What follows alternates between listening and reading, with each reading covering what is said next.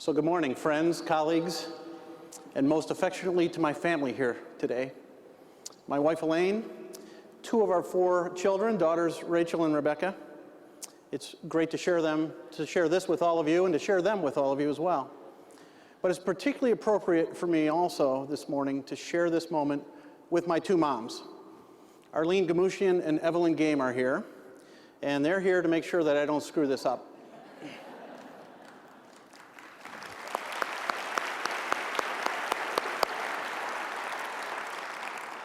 I certainly also want to acknowledge our outgoing chair, Audrey Weiner, and thank her for her strong leadership these past 2 years.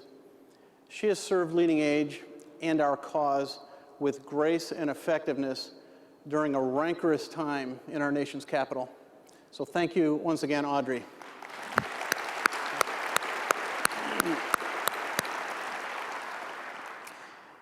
And I'm so grateful to my board of directors and the executive team at Wellspring Lutheran Services for encouraging me to give time to the important work of LeadingAge. I'm most thankful to my coworkers at Wellspring who traveled here to take part on behalf of our entire organization in the installation that just happened moments ago. There could be no greater privilege that could be mine and no greater accountability than to have this moment discussed around the break rooms of our entire organization. Let me start with a story from my early years in our field. When I started in 1990 as an administrator, I didn't know what to do. So I walked around. I'd grab my coffee early in the morning. I'd say goodbye to third shift. I'd greet first shift as they came in, and I'd just walk around. Same route every day. After about 2 months of this routine, I thought I had this leadership thing down pat. Then one morning, a tiny, nonverbal resident named Nina gestured me over. Now I'd had a breakthrough. Finally, I was going to befriend a resident. So I walked over and I said warmly, "Good morning, Nina. How are you today?" And Nina looked at me with a great big smile, a grin really, and said in a perfectly clear, loud voice, "I don't know what you do around here, but you sure look like a jackass doing it." I know. You think you were surprised. Imagine my surprise. But I've learned that I ignore Nina's sage advice at my own peril. What we do as leaders can be perceived in so many, sometimes wrong, sometimes insightful ways. And I wonder these days if we in the nonprofit aging services field don't, at least a bit, suffer from what ailed me back then. Leadership visibility is a good thing, but leading by just walking around is just that, just taking a walk. I believe that we have an opportunity to reframe our work as nonprofit senior service providers. We can renew our focus on the foundational core principles upon which we operate. Many of our organizations were founded as community-based groups focused on meeting needs that by definition were unprofitable for commercial enterprise to address. We mobilized the faith community, the philanthropic community, and the political community to our cause, and we made our humble beginnings. Take, for example, the Bertha Garton Ketchum Memorial Home in Odin, Indiana. Started by their community, their 60 residents receive top-notch care. Their state-of-the-art therapy center has become a major community resource. In fact, they're the largest employer in town. They exemplify how not-for-profits change communities and change lives. And there's St. Mary's Home of Erie, which was founded by the Sisters of St. Joseph of northwestern Pennsylvania in 1884. Now operating as a CCRC, they're currently conducting a needs assessment to help identify potential gaps in service delivery within their community. Now, the people of Odin, Indiana, and the Sisters of St. Joseph didn't start these organizations because of a tax break. They did it because their community needed them. And we all share similar stories. We didn't rally the faith community to offer an alternative to their work as faith leaders. We didn't connect with political leaders to advance a macro agenda. Rather, We engaged all these folks and many more because we were meeting needs that without us never would have been met. We served people that had no choice and had no safety nets. It's the essence of who we are as nonprofits. This shared vision is what brought the founders of LeadingAge together over 50 years ago. It's what continues to bind us together, an enduring set of core values that has seen us through decades of every kind of political, social, and economic change that has come along. And I would submit to us today that in times of great change, great uncertainty, great need, we are the field that has always delivered great things.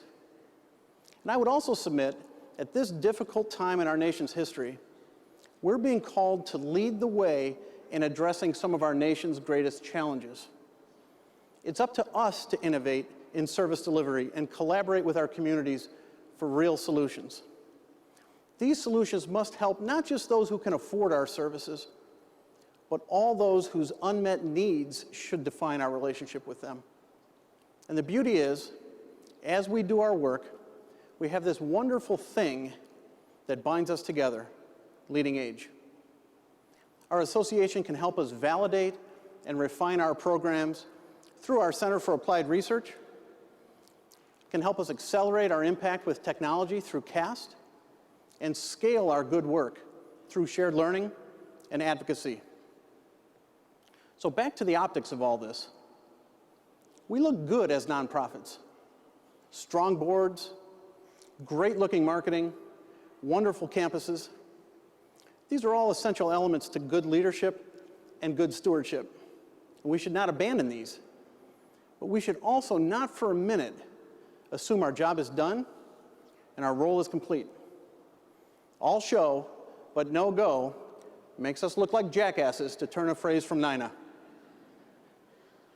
So here's some questions to ask ourselves as we consider our important role in these times.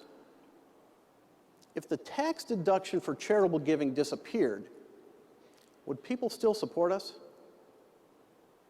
Are we leveraging our strong balance sheets, corporate boards, and trusted brands to assure that all people who need our services can get them? What's the last program we launched that's meeting unmet needs in our community that would be absolutely missed if we hadn't done it? LeadingAge members of all sizes have very compelling answers to these questions. Take Fair Share Northgate 2 in Camden, New Jersey. They're one of our new Innovations Fund grantees. And with the grant, they're planning to develop the Bridges to Health program to create a care coordination hub to increase resident access to primary care, improve self-care management abilities, and to reduce costs. And one of my favorite examples, North Haven in Seattle. They started as a ministry of Olympic View Community Church of the Brethren. 40 years later, they have 198-unit independent living, 40-unit assisted living that's serving Medicaid residents, and they're looking into expanding into home and community-based services to support aging in place in their neighborhoods. So it's not either or. It's not either strong balance sheets or take care of the vulnerable. It's not either strong brands or serve the underserved. It's not either new campuses or meeting unmet needs.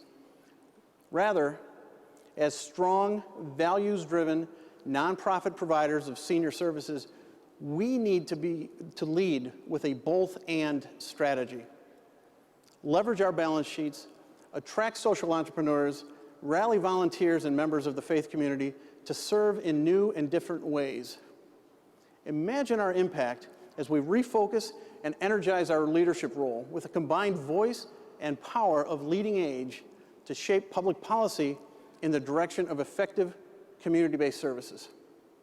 Our seniors and their caregivers need us to step into this ever-widening gap. Our policymakers need real solutions that will require us to take some risks and lead. The essence of who we are demands our very best. So I challenge all of us to recast our leadership role as nonprofits. At your next board meeting, consider launching a community needs assessment. At your next development event, remind your community that you return service, values, and vision from their investments. When you draft your next strategic plan, focus on those who can't pay as well as those who can. And when you're meeting with state and federal legislators, remind them that the not-for-profits in their community are doing things no one else would and doing them better than anyone else can. It's time for us to claim the rightful role of the effective nonprofit in our nation. Our caregivers and seniors need us to lead with innovation and impact, and our moral underpinnings compel us to expand the world of possibilities for aging in our communities, in our states, and across our country. We are LeadingAge. Thank you for this opportunity to serve our missions, and God bless.